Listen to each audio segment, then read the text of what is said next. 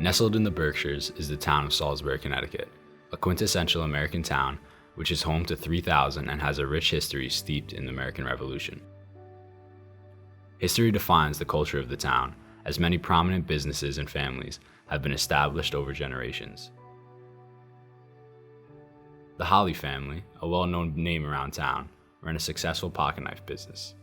They were renowned abolitionists and are heavily featured in the town's history. Their house and factory still stand today for all to see. There's a recurring theme in Salisbury, as well as other towns across America, where the histories, buildings, and street signs only represent certain historical figures. The town library is named after the Scoville family. The Hotchkiss School is named after the famed weapons manufacturer. In Salisbury, we see this occur without mention of a whole demographic that lived and died to contribute to this town: African Americans. To learn more about this history, we turn to the coast. Dennis Culleton, I'm a retired school teacher and the founder and now the executive director of the Witness Stones Project. The Witness Stones Project works to rewrite the history and restore the humanity to enslaved individuals who lived and worked in our communities. Based on the German Stoppelstein, the Witness Stones Project commemorates those that have been erased by a whitewashed history. While doing independent research, Mr. Colton, a Connecticut native and history teacher, found himself uncovering consequential truths. But if you look at a book, a 500-page book of the history of Guilford, it maybe mentions, at most a page about a couple of enslaved people. It's really like as if they either didn't exist or they weren't an important part of the economy. If the history of these communities and community members has been erased, how can we work to bring them back into the narrative? This is Catherine Overton. She's an amateur genealogist and a member of the Caesar family, a free black family that lived in Salisbury and the neighboring town of Sharon for a few centuries. For the last couple of years, she has been keen on finding her past. It was her upbringing during the civil rights era that first made her think about her family's history.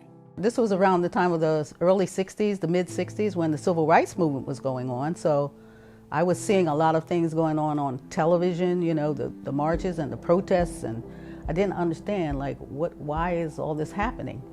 So I decided that I needed to learn more about history on my own and also try to see what I could find out about my family, what they had gone through. Had they endured any of these things that I hear people talking about, lynchings and, executions and terrible things that were going on. While she found nothing of that nature, she found out that it was hard to find any information at all. We oftentimes see something more like an erasure where it's erased, and then you wouldn't know today that anyone of color ever lived in that part of your community, even though what you're finding out with the Caesar family, that there were families, there were communities, there were sometimes even churches that are now extinct in many of our communities. I would say it was buried and ignored. The records that I looked at going back to the 1800s and early 1900s were very, very racist. Even the terminology was. So not only was the information hard to find, but it was often tainted with racist themes or just pure ignorance. It's like going to the library and finding out that one of the sections in the library is missing. You don't have all of the information you need. You may be able to find some things, but you're never going to have the whole story. Racism it runs deep. I mean, it causes a lot of things to be forgotten about or not spoken about or misrepresented. Salisbury has little knowledge of the black people that lived in this town. Even the Historical Society has limited knowledge.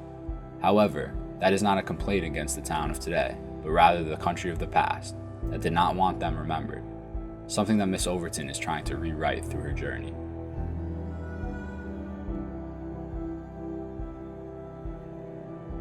Mostly because the record keeping, the compilation of records, the dissemination of records, and how well they're kept were done by people who weren't necessarily interested in, taking our history into consideration. And in a lot of cases, a lot of information was left out.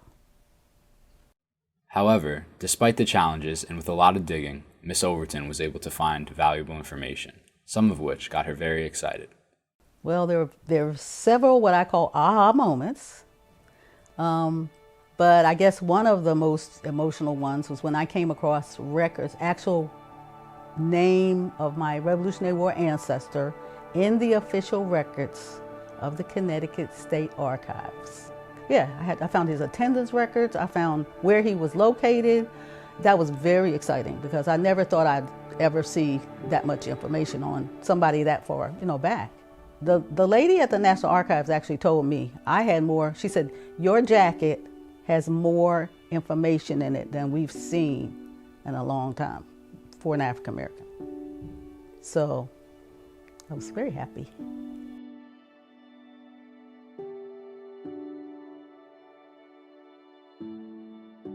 Miss Overton's mother and grandmother were the last two members of the family to call the Salisbury Sharon area home, but it was still a huge part of their identity.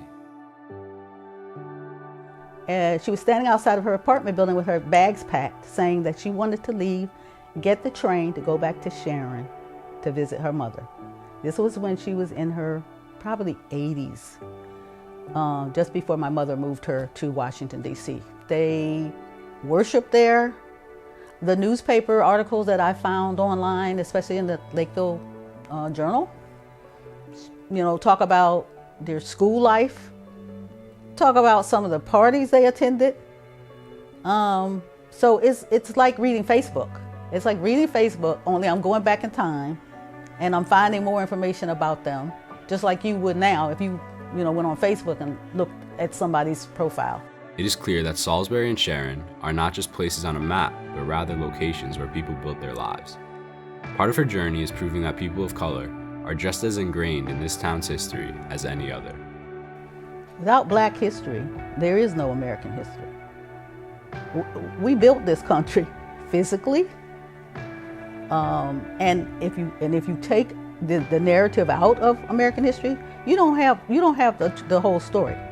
You're missing so much information. That is why this class is so important. Miss Overton has done amazing work, but her vision of the future does not just involve her. She sees a wave of young people taking a step back and searching for discrepancies in history, then having the knowledge and know-how to rectify what the textbooks got wrong. In this class, we are trying to uncover the local Black and Indigenous lives that have been buried or ignored. The information is out there. However, a racially biased world has kept those stories suppressed. By bringing people like the Caesars into the limelight, we can help to complete this town's history, which for years has been unfinished. The Caesars owned land here, worked here, fought for this country, and died here. That is a story worth being told. But the journey does not end here.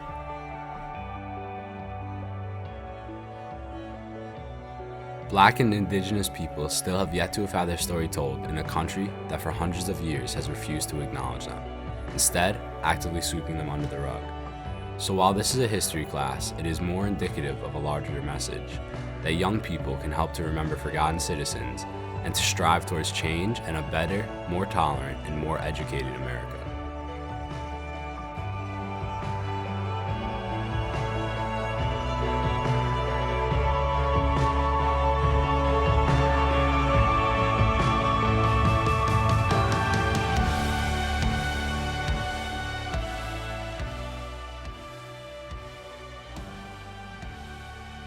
During her research, Miss Overton hypothesized that her great-great-grandfather George Caesar's 1850 property was now part of the Appalachian Trail.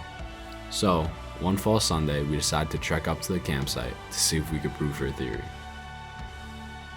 It was unbelievable to actually see the actual land and the remnants of the house, the cellar, the stones are still there. The stones that were placed by possibly George Caesar's hands. The fact that they're getting involved in it hands-on means it's going to live with them, just like it lives with me.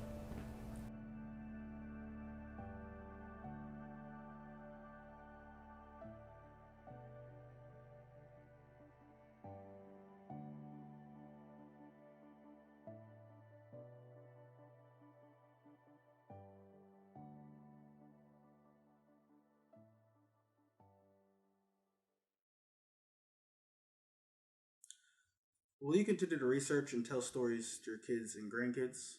And why do you think this is important? Oh my goodness. Will I?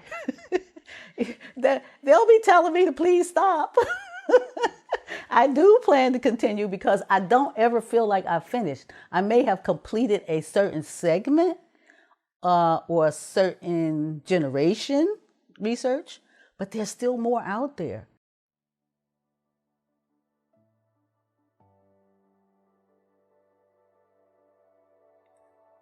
It is important to know that African American families have been here for hundreds of years. Black Lives Matter, Black History Matters, local Black history matters. Up until now, Black people have been invisible citizens. They get left out of our histories. As Americans, we all should know our history.